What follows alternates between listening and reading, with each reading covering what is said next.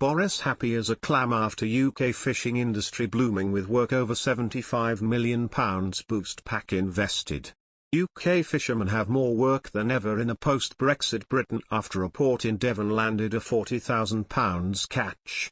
Last week, it was reported Brixham fish market, in Devon, reached new heights as England's most lucrative fishing port landed a record £43.6 million of seafood last year. The port topped 2020's £35.8 million and the previous £40.3 million record for 2017. UK fishermen have more work than ever in a post-Brexit Britain after a port in Devon landed a £40,000 catch. The success of the harbour has continued throughout the weekend as trawlers landed a staggering £40,000 of Dover sole, turbot, gurnard and crab. Now, in his latest newspaper column, Robert Hardman said the success of the harbour will make Remoaners choke on their sea bass. The journalist claimed business is not just brisk in Brixham but is positively booming across the rest of the country. He wrote, "It is positively booming, to the extent that this grand old Devon fishing harbour has just had its best year ever. This is a town that is cheerfully raising two fingers to shroud-waving Remainers peddling the post-Brexit, post-COVID apocalypse narrative that we are heading for the economic abyss. What's more, Brixham depends on an industry which, more than any other, should have been crippled by the double whammy of leaving the EU and the coronavirus, at least, that is, if you listen to gloomsters on the opposition benches. And yet this port has just clocked up the highest sales in its history.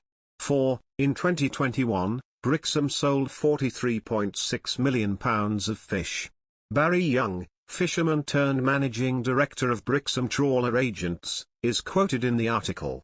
He said, "People said Brexit would kill off the British fishing industry, especially after COVID came along. In fact, we're seeing the opposite. Our problem is we have not got enough space to handle all we've got coming in and we want to handle even more." While the success of the Brixham market has been praised, Paul Lyons, chairman of Lowestoft Fish Market Alliance, warned the East Coast is facing a crisis. He said, "Brixham is geographically placed and have a huge array of species to catch, where our main catch in the East Coast was cod. But it has demised. We don't catch cod here now, it's that bad. Even down the Eastern Channel, they are suffering so badly. Brexit really hasn't done anything for us. But it's great news that Brixham has had a great year." The EU and UK came to an agreement in January 2021, resulting in changes to fishing quotas for European vessels in British waters. But EU boats are still able to fish in British waters for another 4 years as the UK battles to reclaim control of its coastal waters. The deal ensured 25% of EU boats' fishing rights in UK waters will be transferred to the British fleet over a period of 5 years. After that, annual negotiations will decide how the catch is shared out between the UK and EU, and Britain would have the right to completely exclude EU boats after 2026. Paul Treblecock, manager at the 300-year-old Cornish fishing company, Ocean Fish, says, "Senior people from the government came down here and made us promises. We had Michael Gove standing here on the harbour telling us we would have greater control of our seas, and a greater share of fish. Nothing has changed.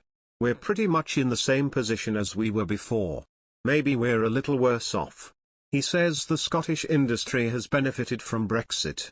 The quota share for multi-million-pound trawlers catching fish like mackerel in the North Sea and North Atlantic has increased. But West Country boats were sold a dream. Ahead of the EU referendum, ministers championing the patriotic ideal of the UK becoming an independent coastal state, like big fishing nations like Norway and Iceland, one of the main selling points was reclaiming our seas.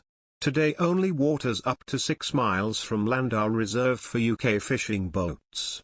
Fishermen had been told this would be increased to 12 miles post-Brexit. Would be increased